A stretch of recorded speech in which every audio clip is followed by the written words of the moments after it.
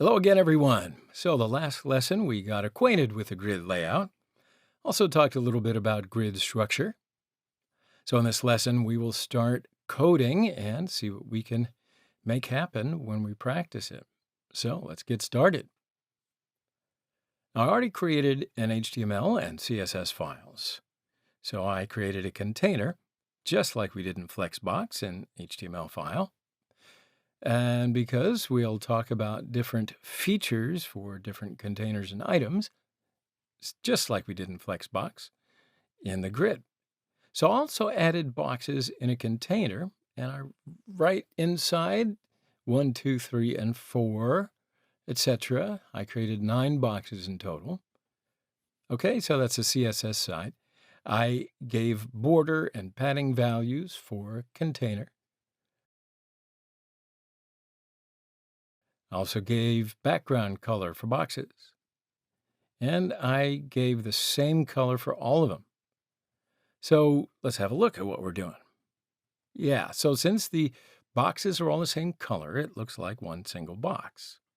But I also created a border for the boxes so that we could see the distinction. And sure enough, the boxes are lined up. So let's see what happens if we go to our CSS file and use the display grid feature. All right, so no changes are showing up yet.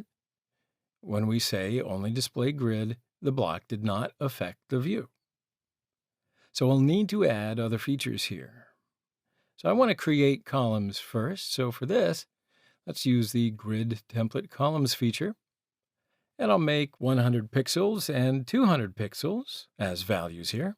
And now let's see what happens. So as we can see, 2 columns were formed.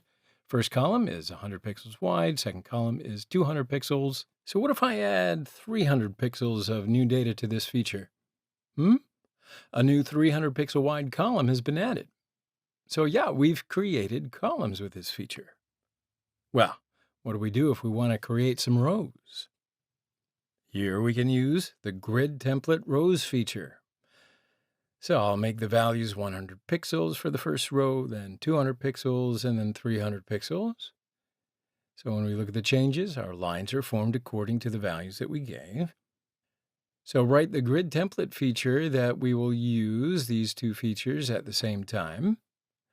And here we enter the rows values first. Then we put the slash sign in between. And we write the column values.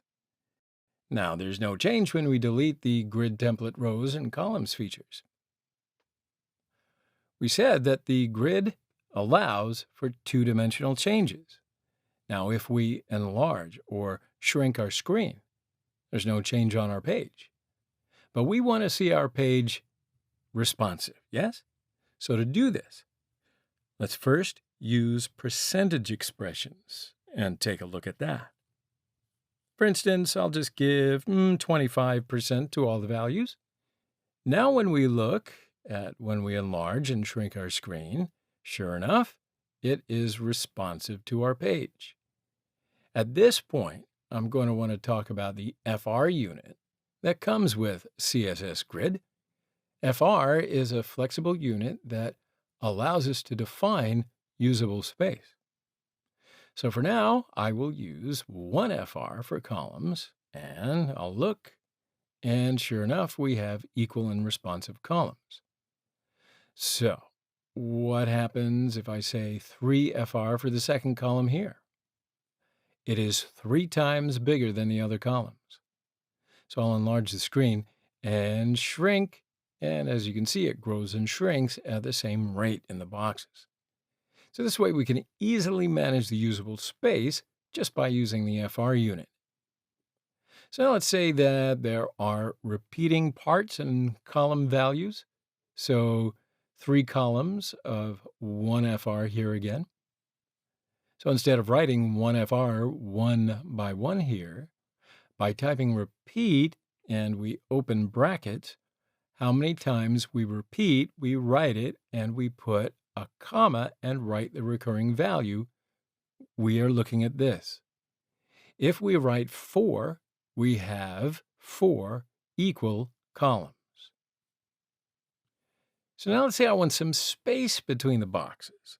And for that, I will use the grid gap feature. And the more space we want, the more space that we give the value. It's just that easy. Now, before we wrap it up here, I want to tell you a little bit about one item feature. So when we look at our boxes, it goes sequential, 1, 2, 3, 4, but let's say that I want box 7 to be first. We can use the order feature for this. Now, you got to remember from Flexbox, correct? Yeah, you are already there, right? So I set the order value for box 7 to 0. And hey, there's nothing changing. Why? Haha, because 0 is the default value. But let's say if I do -1, it comes to the first place, as you see here.